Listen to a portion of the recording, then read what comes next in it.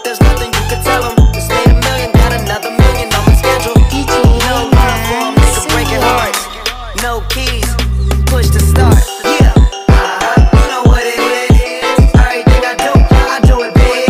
Yeah, screaming that's nothing. When I pulled off the lot, that's stunt. Stuck in my town, when you see me, you know everything. Black and yellow, black and yellow, black and yellow, black and yellow. I put it down from the whip to my diamonds. I've been black and yellow, black and yellow, black and yellow, black and yellow.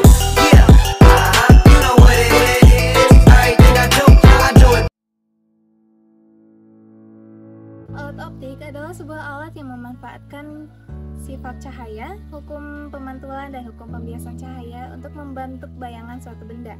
Alat optik terbagi menjadi dua, yaitu alat optik alami dan alat optik buatan. Mata kita termasuk alat optik alami.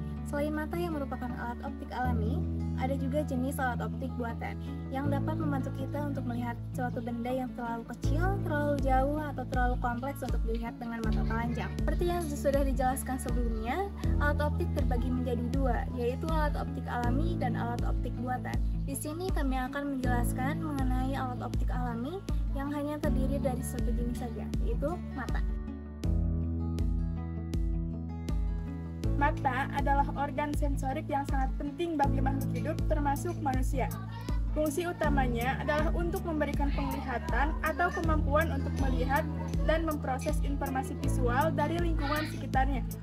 Melalui mata, kita bisa melihat dan menyaksikan segala hal yang indah, langit yang biru, senja berwarna jingga yang begitu cantik, hewan-hewan yang lucu dan menggemaskan, film yang mengharukan, orang-orang yang kita cintai dan kasihi, dan banyak hal lagi yang bisa kita lihat melalui mata.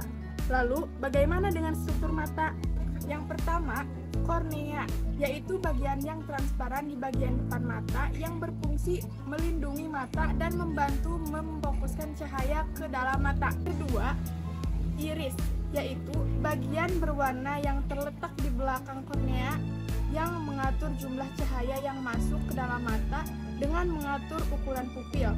Warna iris bervariasi pada setiap orang, mulai dari coklat, biru, hijau, hingga abu-abu. Pupil, yaitu lubang kecil di tengah iris yang memungkinkan cahaya masuk ke dalam mata. Pupil akan menyicil jika dia menerima banyak cahaya dan akan membesar ketika kurang menerima banyak cahaya. 4.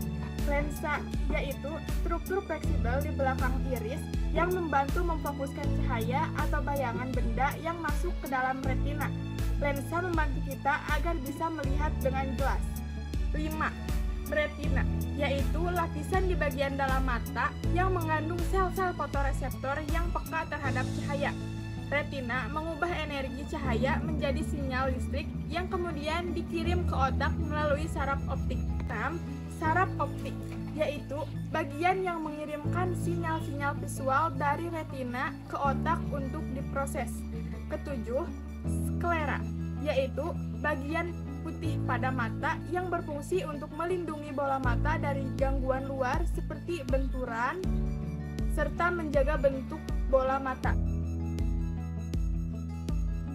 Bagaimana cahaya memasuki mata dan membuat kita dapat melihat dengan jelas? 1. Penyaringan cahaya. Proses dimulai ketika cahaya memasuki mata melalui kornea yang merupakan lapisan transparan di bagian depan mata. Kornea membantu membiaskan cahaya ke dalam mata. 2. Pengaturan cahaya. Setelah cahaya melewati kornea, iris, bagian berwarna mata, mengatur ukuran pupil untuk mengatur jumlah cahaya yang masuk ke dalam mata. Pupil akan melebar dalam kondisi cahaya rendah dan menyempit dalam cahaya terang. 3. Cahaya kemudian melewati lensa yang dapat berubah bentuknya untuk memfokuskan cahaya ke titik-titik tertentu pada retina. Ini penting untuk menghasilkan gambar yang jelas dan tajam. 4. Konversi cahaya menjadi sinyal listrik. Ketika cahaya mencapai retina, sel-sel fotoreseptor di dalamnya, terutama batang dan kerucut, menangkap cahaya dan mengubahnya menjadi sinyal listrik. Batang bertanggung jawab atas penglihatan dalam kondisi cahaya rendah, sementara kerucut membantu untuk warna dan detil dalam kondisi cahaya yang cukup. 5. Pengiriman sinyal ke otak.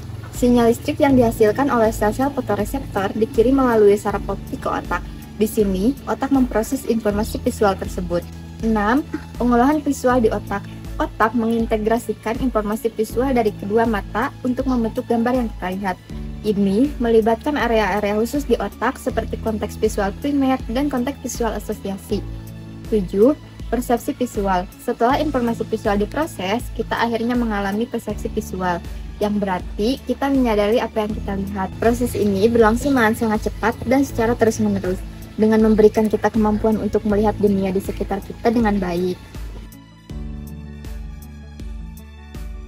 Hipermetropi atau rabun dekat. Mata yang mengalami rabun dekat tidak dapat melihat jelas benda-benda yang jaraknya dekat.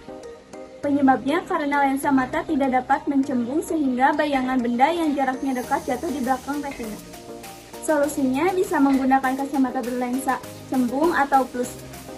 Rabun jauh atau miopi. Mata yang mengalami rabun jauh tidak dapat melihat benda-benda yang jaraknya jauh.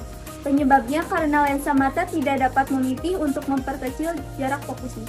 Solusinya bisa dengan menggunakan kacamata berlensa cekung atau minus. Astigmatisme adalah gangguan penglihatan akibat kelainan pada lengkungan kornea atau lensa mata, atau bisa disebut juga sebagai mata silinder. Penglihatannya lebih dari satu arah, baik secara horizontal, vertikal maupun diagonal. Penyebab umumnya bisa terjadi saat lahir atau disebabkan juga oleh cedera mata atau akibat operasi mata. Solusinya bisa dengan menggunakan kacamata berlensa silinder. Astigmatisme dibedakan menjadi dua jenis, yaitu yang pertama, astigmatisme korneal atau kelainan pada lenturan kornea. Lalu yang kedua, astigmatisme lenticular, kelainan pada kelengkungan lensa mata. 4. Presbiopi atau mata tua. Presbiopi biasanya didominasi oleh orang tua yang daya akomodasi matanya lebih berkurang. Solusi bisa menggunakan kacamata berlensa rangkap atau bifokal yang terdiri dari lensa cekung dan lensa cembung.